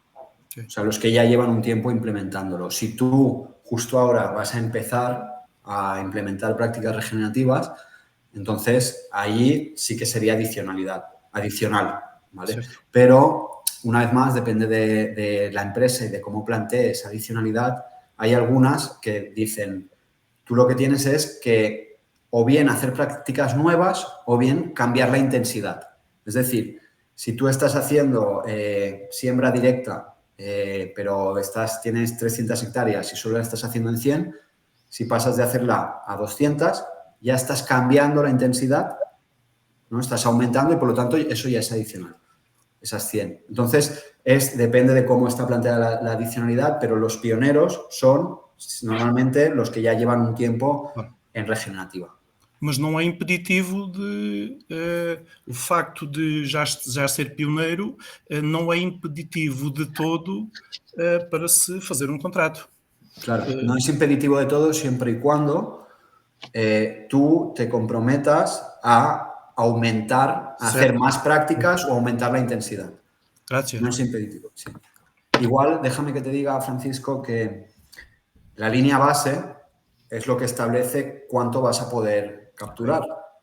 De esta manera, gente que ya lleva tiempo implementando prácticas tiene más difícil capturar más porque ya lleva un tiempo capturando y tiene más difícil reducir más porque ya hace prácticas que reducen. Entonces, ya no es solo la adicionalidad, sino cuál es el punto de partida, ¿no? Gracias. Nada, a ti. Vale, genial. Pues mira, también por aquí, por el chat, Ana Martín nos preguntaba, mi pregunta es si Azoya Projects hace estos tipos de asesoramiento de los que se estaban hablando hace unos minutos. Pues la verdad es que o sea, es algo que hacíamos. Ahora mismo estamos en un momento en el que tenemos que focalizarnos mucho. Estamos pasando un pequeño bache, esto de ser ético es difícil, pero sí, en cualquier caso, tanto Ana como Jorge, creo que era, antes, escribirnos y haremos lo que buenamente podamos. Nos aseguramos que seamos rápidos respondiendo, pero quizás sí que podríamos organizar algo con varias gente o algo así. Vale, pues si te parece, ahora comparto tu email y en el chat para que tomen nota de él, ¿de acuerdo? Comparte, vale, sí, bueno, Sí, escribo. Te voy a decir que compartirás el de Jero, que así no me van a llegar a mí. Comparte el de Jero. Comparto el de Jero. Ahora lo busco y lo comparto. Son varios compañeros los que están ahí en Azoya. Está Orson y está Jero, que algunos les hemos podido conocer en persona en el último encuentro de Regenerando en Cataluña. Así que decir que sí que queríamos poder explicar un poquito más el proyecto de Azoya y cómo estamos colaborando desde la asociación. Entonces nos gustaría acabar el turno de preguntas y explicaros un poquito más para que sepáis quién es Azoya, ¿no? Y qué están haciendo, por qué son diferentes o por qué consideramos que son diferentes que la gran mayoría. Antes de eso, Oriol, has encendido el micro antes. ¿Quieres hacer tu pregunta así en vivo? Sí, espero que no se acople. Mi pregunta básicamente son dos. La primera es si hay certificadoras de producto ecológico que se hayan interesado para ampliar su actividad en la certificación de créditos de carbono. Y la otra más que pregunta es como un comentario de que la pequeña escala de fijación de carbono en pequeñas herramientas que he conocido a través de agricultura regenerativa, como puede ser el biochar, quedan un poco en entredicho cómo ponderar esa herramienta, que es de muy fácil gestión para el productor o el agricultor, pero para un proceso de certificación y emisión de créditos es casi una misión imposible, ¿no? Porque casi te están criminalizando por hacer una quema, que en realidad no es una quema, que es una quema parcial, que generas una fijación, que lo mezclas con un compost y que generas pues una serie de beneficios en el suelo, pero a nivel de certificación entiendo que acabas teniendo que depender de una empresa que te entregue el biochar con un certificado, con una cantidad limitada en el tiempo por cada periodo productivo, y a partir de ahí es todo más claro, ¿no? La autoproducción, en este caso lo he identificado como el biochar, que es el ejemplo más visible, pero entiendo que la escala otra vez más de las explotaciones, pues eso es lo que has comentado antes, ¿no? Beneficia a las macroexplotaciones y las micro, o no sé, yo qué pequeña escala, pues quedamos un poco así, y bueno, los vecinos se quejarán de la humanidad y además no cobraré créditos de carbono, ¿no? Pero bueno, sí. La primera me interesa porque en cierto modo estoy en el Consejo Rector del Consejo Catalán, de rebote llegué ahí, y no se lo plantean realmente como ampliar la actividad. Y sí, no sé si haya este input que ya ha venido, ¿no? Y gracias por participar en este de esto, porque mañana participas en Manresa, yo soy de Manresa, en una charla aquí en la feria, y no podré asistir. Ostras, bueno, pues mira. Ya me lo he ahorrado, gracias.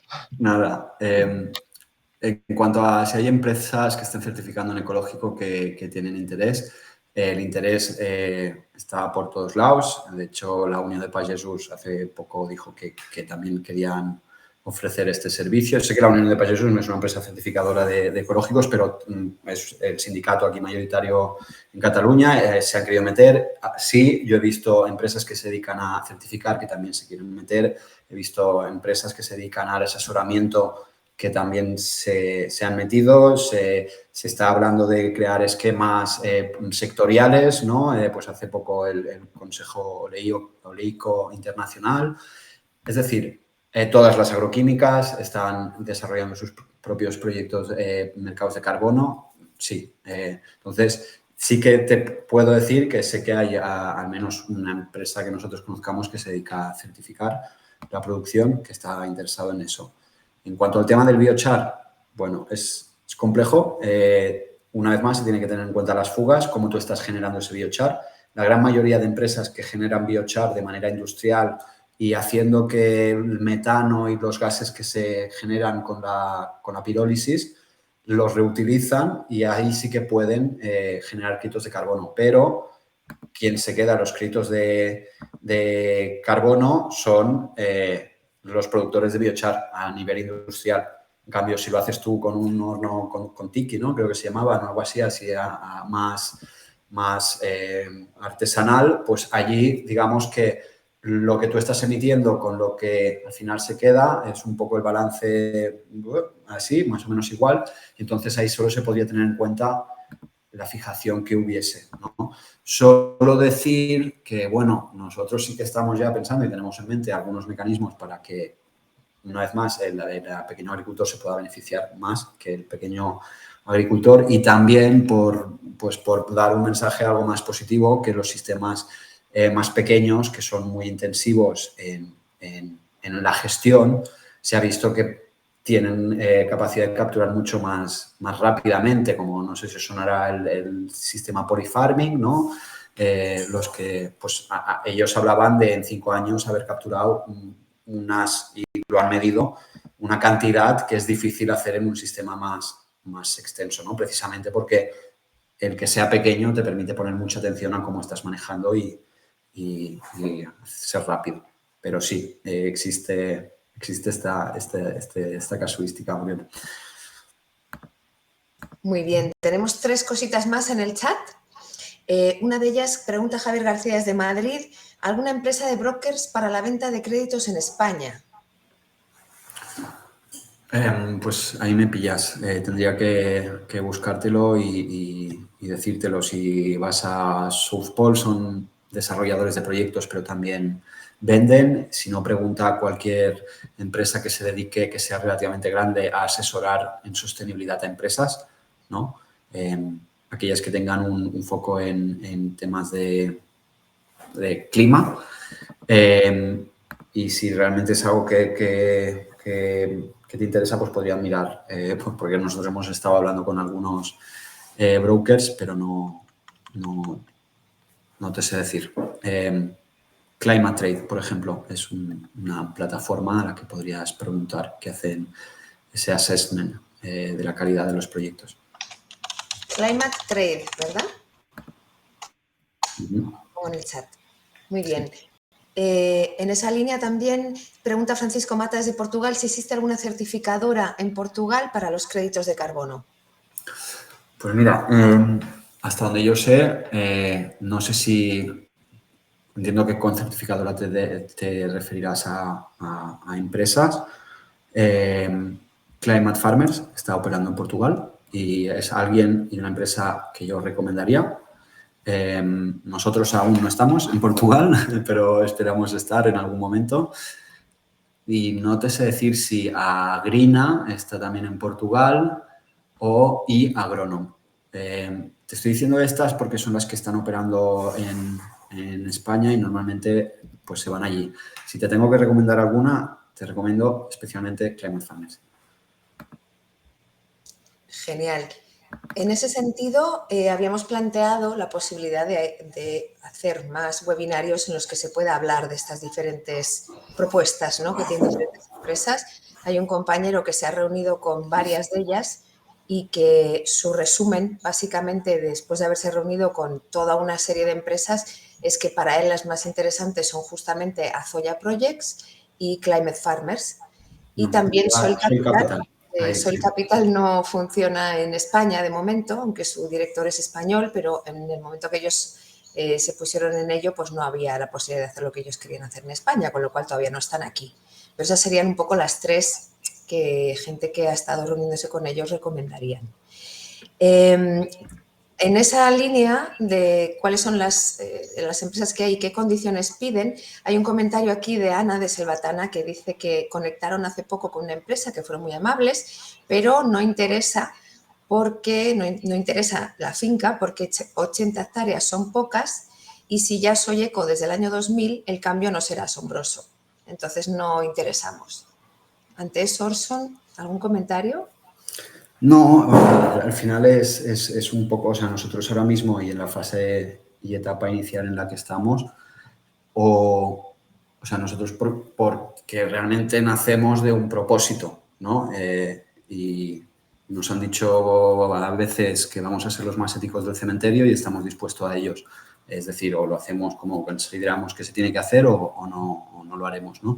Pero sí que es verdad que nosotros ahora mismo pues hay todo un tema de cómo se monitoriza, que hay una estructura de costes que se tiene que poder soportar, ¿no? Pensar que todo el proceso de hacer el muestreo del trabajo que conlleva, hacer los reports, el proceso de certificación al cual pagas, etcétera, son unos costes que en principio las empresas que se están dedicando a esto los asumen de la parte que se quedan ellos de la venta del crédito, de la comisión, ¿no? Entonces, realmente hay una estructura de costes que se tiene que poder soportar. Eso es lo que hace que hay muchas veces que o tienes cierto tamaño o no eres elegible o estás muy mal o no eres elegible, etcétera. Claro, empresas que se meten a eso por el dinero únicamente, pues nunca les va a interesar abordar estos temas. Quedaros con aquellas empresas que realmente tengan un propósito claro, que si no lo pueden hacer ahora, pues van a encontrar la manera de hacerlo. Pues eso nos lleva divinamente, Orson, a que nos cuentes sobre ese propósito de Azoya y un poco más sobre vuestro proyecto y qué estamos haciendo juntos para que la gente lo pueda comprender mejor también. Bueno, pues nada, nosotros ya... Ay, mira. La visión que tenemos es la de restaurar el equilibrio natural capaz de alimentar el mundo, ¿no? Básicamente lo que hacemos en Azoya Projects es todo esto que os hemos contado, pero queriendo hacer las cosas bien y que no sea, o sea, queremos ser garantía de anti-greenwashing y servir, uno, a la transición para un modelo regenerativo y dos, dejar claro que queremos hacer las cosas bien, ¿no? Ana, pues no sé si esto quieres comentarlo tú o lo comento yo. Coméntalo tú, que lo explicas muy bien. Bueno, pues dentro de toda la labor que hemos hecho de creación de ecosistema, hemos visto que ahora mismo hay toda una serie de regulaciones en marcha donde pues hay lobbies que están apostando y empujando por sus intereses, ¿no? Esto va muy de la mano de que las regulaciones actuales, y esto sabréis mucho mejor vosotros que yo, pero muchas veces ponen trabas a la implementación del modelo regenerativo, ¿no? Porque no te dejan hacer esta práctica o no te dejan juntar a este animal con este otro, etcétera. Y de igual manera, el momento que está viendo de la creación de este mercado europeo, se está viendo también que hay una infrarrepresentación de las regiones mediterráneas, que hay cierta tendencia a no querer ser muy exigente en si se utilizan unas cosas u otras, etcétera. Entonces, delante de lo que a nosotros nos parece una necesidad de agruparnos y de ejercer presión, pues de hacer un lobby bueno, vamos a decir, ¿no? Que empuje en la buena dirección, pues propusimos la creación de esta alianza que le hemos llamado Alianza por el Escalado de la Agricultura Regenerativa, en la cual estamos muy contentos de poder contar con la asociación y que, bueno, de momento es el equipo fundador, digamos, son 11 entidades, ¿no? Donde hay compañías, entidades del tercer sector, como puede ser la ECODES, ¿no? Que es Fundación Ecología y Desarrollo, la propia asociación y la Fundación HOPE, que pues, si no lo conocéis a Javier Peña, seguramente habéis visto algún vídeo suyo. Luego está la parte más de empresas y luego también hay un centro tecnológico, ¿no? La idea de la creación de esta alianza es que se puedan ir adhiriendo nuevas entidades y crear este lobby bueno, ¿no? Mi ilusión más grande sería que independientemente de Azoya o de cualquiera de las otras entidades, esto coja una vida propia y que realmente sea un grupo de presión bueno para ir más allá y no solo el tema del carbono, sino influenciar en las políticas regulatorias. No sé si añadirías algo, Ana. Pues decir que estuvimos muchos meses hablando antes de tomar la decisión de sumar y estamos mirando muy bien qué es lo que se pedía de nosotros y me alegra decir que parte de nuestro rol en esta alianza es justamente velar porque sea algo coherente y honesto con nuestros valores, con nuestra misión que compartimos todos aquí. Entonces se nos ha invitado a justamente ser un poco voz crítica cuando haga falta y voz de apoyo también cuando haga falta. Y entonces estamos muy contentos con cómo estamos trabajando juntos. Os voy a poner aquí en el chat un link a una noticia en nuestra página web donde explicamos más esta alianza. Podéis ver más detalles y al final del texto hay un podcast con Orson también, donde explica también más sobre este tema, con lo cual podéis escuchar eso también, os invitamos a ello. Y decir que tenemos claro todos que esto es todo un mundo, es como un mar que se abre lleno de piratas y lleno de tiburones y lleno de un montón de cosas que no nos gustan, ¿no?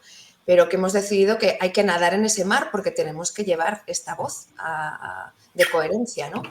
Y tenemos claro también que no podemos opinar sobre algo si no lo conocemos a fondo. Entonces, Azoya nos permite conocer esto a fondo y estar al día de estas cosas, y ellos mismos que se metieron en esto, dice que son nuevos, pero es que llevan 3 años dándolo todo con este proyecto, con lo cual tampoco es que lleven 2 días, llevan 3 años ahí a tope y con la intención de justamente mejorar el mundo, ¿no? Entonces, lo que tenemos claro todos es que si esto vemos que se puede hacer, estos créditos de carbono regenerativos de manera ética y de manera bien hecha, como dice Orson, pues adelante y podremos impulsarlo. Si vemos que eso es imposible, que este mercado ya por su misma condición hace que sea imposible hacerlo así, pues también lo diremos, cerraremos el chiringuito, como dice Orson, ¿no? Cerrarán el chiringuito y podremos decir con conocimiento de causa que esto no funciona para los objetivos más elevados, ¿no? Que son justamente mejorar las cosas para el productor y para el medio ambiente y para todas las personas. Sí. Así que en ese sentido nos tomamos muy en serio esa responsabilidad, chicos y chicas, con lo cual ahí estamos con ellos para esto. Sí, y como primer... Sí, nos cuentas un poquito, ¿no, Orson? Bueno, iba a decir que como primer fruto de esta alianza está el proyecto de grupos operativos supraautonómicos, ¿no? Que vamos a hacer, que va a ser la primera vez que se va a implementar en 3.000 hectáreas, es decir, a cierta escala, la metodología que proponemos desde Azoya Projects, que ha sido todo un parto, pero también todo un logro, ¿no? Donde el MITECO nos ha dado carta de apoyo. Y bueno, eso es súper importante, eso es, vamos, un logro gigante que el MITECO les dé una carta de apoyo. Y nos ha dado al proyecto. Pero que este grupo operativo lo hemos presentado entre todos, entre esas organizaciones fundadoras, 11 organizaciones, en septiembre, justamente mientras estamos en el Regenerando en Cataluña, fue cuando Orson y yo firmamos los papeles, ¿verdad?, para presentar eso, y entonces ahí hemos estado colaborando para desarrollar eso, y la idea es que se otorgue ese dinero público para que el colectivo, la alianza, pueda desarrollar realmente esa metodología, ponerla a prueba, ponerla bajo lupa. Es una metodología que ya tiene 100 páginas, ¿no? Y que hay que analizar cada una de esas partes para que todas las partes sean coherentes y sean viables, ¿no? Entonces, el dinero que se ha pedido de grupo operativo es justamente para hacer eso, ese análisis en profundidad, esa puesta en marcha, ese probar y ese poder decir, vale, esto funciona o no funciona, ¿no? Sí, es el primer fruto, de momento tangible, ¿no?, que hemos conseguido con esta alianza, así que mucha ilusión. Rápidamente, voy a ir muy rápido, que creo que estamos ya todos un poquito cansados y no he venido aquí a hablar de mi libro. Entonces, Ada. Solo una cosa, porque lo han mencionado ya en el chat un par de veces y creo que merece la mención, ¿vale? Sobre el nombre, Azoya. Ya. Bien, Azoya Projects. Bueno, pues esto es, sí, creo que he visto que decían que éramos un poco frikis, sí. Así es. No. Que sois lo más, ¿vale? Que solo por eso os van a elegir. Así que creo que merecía esa explicación. Bien, me alegro porque, mira, la verdad es que pocas veces me preguntan por qué el nombre y aquí hay un storytelling que siempre me quedo con las ganas de preguntar, y hay muchas veces que digo, ¿y el nombre de vuestra empresa por qué? Y me lo cuentan y no me preguntan a mí por qué, así que me alegro mucho. Básicamente, Azoya... Sí, queremos saber.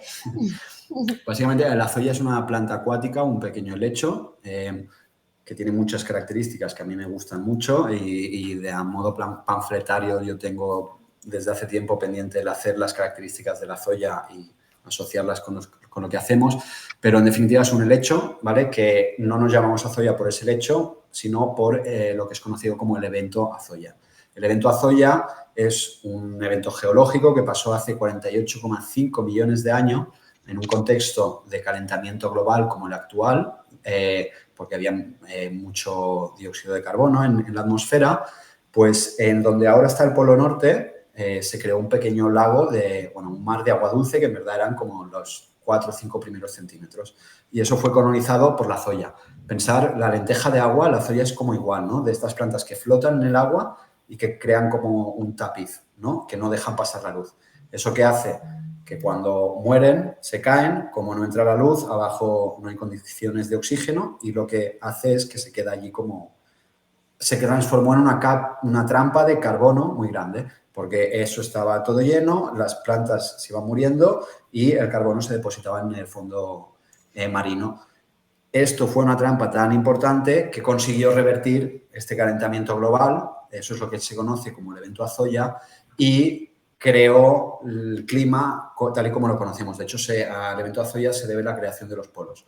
Nosotros nos llamamos Azoya Projects porque creemos que de la unión de muchos pequeños productores y grandes productores se puede generar un cambio global y revertir este cambio climático. Eva. Muy bueno. Sí. Súper interesante. No, la verdad, yo ya por haber podido contar esto ya me doy por satisfecho. Bueno, no sé si queréis que comente 4 cosas de esto rápidamente o lo dejamos aquí. Comenta 4 cosas, cuéntanoslo. Bueno, nosotros, adicionalidad para los pioneros, hemos planteado un tipo de adicionalidad que no deje fuera a ningún pionero. ¿Vale? Esto es clave, Orson, sí, esto es clave, gracias. Sí, es clave y también es lo que vamos a tener que luchar bien para que nos lo acepten. Pero creo que hemos encontrado muy buenos argumentos y contrastado con gente que se dedica a esto. Hacemos mediciones reales, es decir, a día de hoy vamos a hacer analíticas de tierra para la biodiversidad, porque también monitorizamos biodiversidad. Estamos hablando de secuenciación de ADN para la biodiversidad de suelos y estamos viendo, de hecho va a ser una de las cosas del grupo operativo, cuáles son los mejores métodos para hacer mediciones de biodiversidad sobre polinizadores y aves. ¿Vale? Hay índices de biodiversidad potencial, pero queremos llegar a mediciones reales y lo mismo, pues bueno, con el tema hídrico y con el tema de indicadores socioeconómicos. Nos basamos en mediciones reales. Cuando hablo de concepción holística, bueno, entendemos que todo el tema de la regeneración va más allá de la producción de agricultura regenerativa y que esto es una manera, una filosofía casi de vida, o al menos es como lo percibimos, ¿no? Está la economía regenerativa, el diseño regenerativo, etcétera. A mí, yo creo que cuando hablamos de concepción holística es que lo que hacemos, cómo nos organizamos y cómo encaramos las colaboraciones, son competidores o no, pues nos enmarcamos dentro de todo esto, ¿no? Es decir, no es solo el tema este. 3 tipos de créditos. Tenemos créditos de reducciones, créditos de carbono agrícola y créditos regenerativos. Pues las diferenciamos precisamente para no equiparar la siembra directa a la agricultura de conservación de suelos o la agricultura de precisión a lo que es regenerativo, por eso diferenciamos 3 tipos de créditos. Flexibilidad en la permanencia. Hemos establecido una vida del proyecto en el que el agricultor tiene flexibilidad. No os voy a decir que cada año podéis escoger, Jorge, pero sí que hemos adaptado a que sean ciclos de 6 años, un poco pensando en los acuerdos que se suelen llegar de alquiler, que se suelen equivaler a los 7 años de la PAC, ¿no? Por eso hemos establecido 6 años. Pero bueno, hay cierta flexibilidad, enfoque regional. Nosotros nacemos con la visión y viendo que los esquemas que se están proponiendo, muchos no tienen sentido a nivel mediterráneo y no tienen sentido a nivel estatal con la repartición, la estructura de tierras que hay. Entonces, nosotros tenemos un enfoque regional y contra el acaparamiento de tierras. Estamos pensando en un sistema que no voy a decir, pero que lo estamos estableciendo para que precisamente sea equitativo lo que pueden ganar unos por tener más tierras y lo que pueden ganar otros teniendo menos. Porque eso, con esta visión holística que tenemos, no queremos ser herramienta para que haya más acaparamiento de tierras y que el pequeño o pequeña productora pues se muera. Debería ser al contrario, más bien. Y aquí me quedo. Magnífico, Orson. Muchísimas gracias de verdad, porque es que nos has resumido tanto en tan poco tiempo que me parece que esto es súper útil. No sé si poco tiempo porque me he pasado bastante, pero bueno, la siguiente ya más y mejor. Claro, cada vez vamos mejorando, está claro. Bueno, pues antes de cerrar, antes de marcharos, por favor os pedimos que nos digáis algo en el chat sobre vuestra impresión de esta sesión y si queréis que hagamos más sesiones para profundizar más en este tema Ya están o diciendo que sí, para Ana. dar espacio, ¿no? Sí, para dar espacio a que se podamos, bueno, tener presentes a representantes de empresas y preguntarles directamente las cosas, ¿no? Y que nos expliquen. Ahora que ya entendemos cómo funciona, vamos a poder hacer preguntas mucho mejores, evidentemente, ¿no? Entonces, genial. Y también, ¿os parece bien, y esto podéis hacerlo con un pulgar si queréis, que esto se hace abajo en el menú, donde mueves ahí el cursor, abajo de la pantalla te sale el menú y hay uno que es una manita que tiene una pequeña flecha arriba a la derecha y si le das ahí, te enseña unos símbolos, ¿no? Unas caritas, unos iconos. Entonces ahí le puedes dar con un pulgar para decirnos el qué, Ada, que se me ha ido No, cuando nos confirmen... Perdón. Si os parece bien que compartamos esta sesión. Vale. Perdonad. Muy bien. Fantástico. Estupendo. Bueno, podemos pues hacerlo al revés. Si hay alguien que no, también hay una cara un poco curiosa que haga esa cara y ya está, y podemos identificarlo. Vale, fantástico. Vale. Sí, ¿no? Ahí hay una carita que dice... Yo no lo he hecho, ha sido por error. Vale. Una carita así como, ¡oh! Esa sería la de prefiero que no se comparta. Sí, pero en principio creo que es una sesión súper interesante para poder compartir. Mira, solamente como para cerrar esta petición que nos han hecho, lo de la presentación, ya nos la compartes, Orson, y vemos de qué forma puede ser lo más fácil para compartir en el grupo. Y bien, yo creo que sería este, ¿no? El tema. Súper.